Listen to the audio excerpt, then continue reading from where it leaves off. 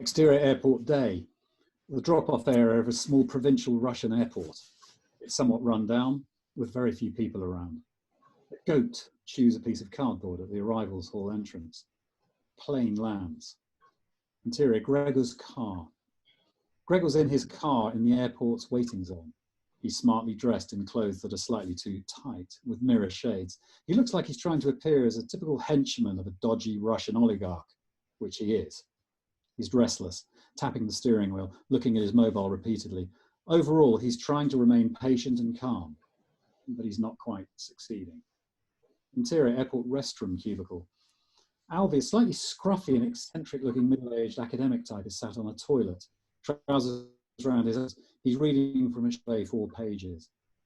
The title, On the Heuristic Dialectic and Historical Materialism in Post-Soviet Union Socialism and its Western European Perspective. Alvie reads, mouthing the words. He stops. There's a slight little panic in his eyes. He's distracted by some graffiti on the toilet wall. It's of a man doing something pretty unpleasant and probably anatomically challenging with a goat, cow, pig, sheep. Alvie takes a deep breath. He looks back at his notes. Interior, Gregor's car, continuous. Gregor looks at his phone. No message, nothing. What? Close on, a cheery St. Christopher dangling on his rearview mirror. In the mirror, Gregor sees a security guard hovering and starting to walk towards him. Gregor reaches into the inside of his jacket pocket. The restroom in the airport, moments later. Alvie is staring at himself in the restroom mirror, giving himself a pep talk. Good evening. Dobry večer.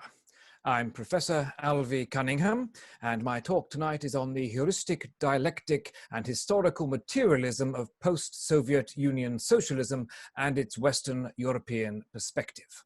Relieved and surprised, he can remember the title. He looks at his reflection. You can do it. Yes, you can. He washes his face, looks at himself again. Time to go, boy. He hesitates, then picks up his bag and leaves. With Gregor's car, moments later, the security guard is leaning into Gregor's car. Gregor's hand passes him an envelope. In the airport, moments later, Alvie is walking with a squeaky wheelie case. Gregor's car, continuous. Security guard opens the envelope. Gregor's hand furiously urges him away. The security guard shrugs, as if anyone's around, as if anyone would be bothered. Close on, the envelope. The guard takes out a wrap of white powder. Gregor checks his phone again and gets out of the car. The security guard grins. He's got appalling teeth. In the airport, continuous, Alvie is walking with his wheelie bag towards the arrivals hall. Exterior in the airport, moments later, Gregor, at the entrance to the arrivals hall, grabs the piece of cardboard the goat was chewing in the opening scene. Interior in the airport, moments later, Gregor pauses and seems to take a deep breath. This is it. In the airport arrivals hall, moments later, Gregor walks into arrivals. Through the glass door, the security guard snorts something off the roof of Gregor's car, then rubs his finger onto his gums. In the airport arrivals hall, continuous. Alvie's point of view. He's walking along a loose milling of half a dozen people, one or two holding tall bits of cardboard with names, most Russian, hastily written on them. Alvie sees Gregor holding a card with his name, Prof. Alvie, on it. So, hello. You must be Gregor. Yes. Good. Great. Yes. Good to meet you. It's Alvie, by the way, not Alvie, not Alvie. You speak English? Yes. Good. Dobre, because my Yes. So, you're taking me? Yes. Come now. Gregor turns abruptly and walks off. Gregor's car, moments later, Alvie's in the back seat, Gregor's in the driver's seat, alternatively revving and idling. So, where is it we're going? Hotel. Good. Soon? Yes. We'll get there soon. Yes. When? Soon. Soon. Yes. Good. Gregor's phone pings. He puts the car in gear and drives away. Close on, rearview mirror, there's a quizzical look on Alvie's face. Outside and behind him in the mirror, The security guard is on his knees, vomiting. He falls flat. Gregor speeds off. Gregor's car, moments later, security guard's point of view. Alvie's face looking towards him out of the disappearing car's rear window. In Gregor's car, moments later, Gregor glancing to his rearview mirror. Close on the rearview mirror, Alvie turns back to look forwards. He's distinctly alarmed, though he's trying not to overtly react.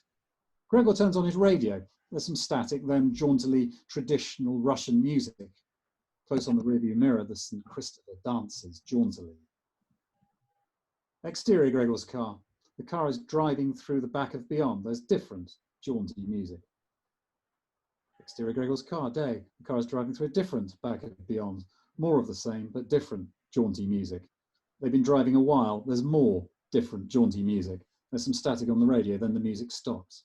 Oh, shame. From Alvie's point of view, field and field of sunflowers stretching for miles and miles. They're jolly. Like the music. Alvie feels a vibration in his pocket. He surreptitiously looks at his phone. Alvie turns to Gregor. Hotel soon? Yes. It's just, you know, Soon. Ah. Good. Good-o. In Gregor's car, a short time later, they're entering a small village. The sign has Isti in Russian and English. Heuristic. When you say soon, Yes. Soon. it's just that, well, that's what you said a quarter of 15 minutes ago. How soon is soon?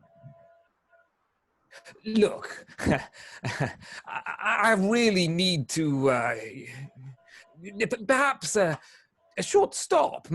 I could get you a coffee or something stronger. Please. Great. No. Thought so.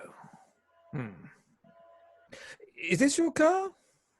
Yes. Nice motor. A Beamer. Really not a BMW, not even close. Alvie looks out of the window. Then suddenly, Nice upholstery. This is wool carpet? Yes. Yeah. Anyone ever pissed in the back before? No. Gregor quickly turns round. Alvie is unzipping his fly.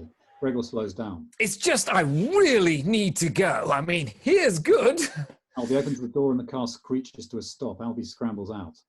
Gregor's point of view, through the open door, he sees Alvie stumble. Alvie's point of view, he sees Gregor looking at him. Alvie pulls himself up and surreptitiously looks back, making sure he sees Gregor eyeing the bag left on the seat. Interior Gregor's car, continuous. Gregor's point of view, Gregor sees Alvie running back towards a filling station. Gregor opens the glove compartment. Amongst the numerous envelopes, identical to the one the security guard was given, there are some surgical gloves. He puts them on. Filling station, continuous. Alvie's point of view. Alvie has run towards a door at the side of the filling station building. He rattles the handle, it's locked. He steps back and sees a scrawled cardboard sign, WC in shop. In Gregor's car, continuous, Gregor's point of view. Gregor sees Alvie scuttling into the filling station shop. He rummages through Alvie's bag. He picks out several things, the A4 binder of lecture notes, a couple of textbooks, some curious underwear. There's nothing dodgy, except a slight bulge in the fabric. Gregor rummages in the glove compartment again and picks a metal scalpel out of a small case of similar cutting implements. He sits back in the driver's seat. In the filling station toilet cubicle, continuous, Alvie is reaching round the cistern, obviously looking for something.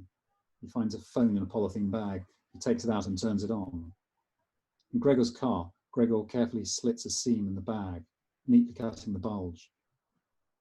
In the filling station toilet cubicle, Alvie reaches around the cistern again and finds an envelope. Inside, there's a small bottle of hand sanitizer. He sighs. He's starting to feel further out of his depth.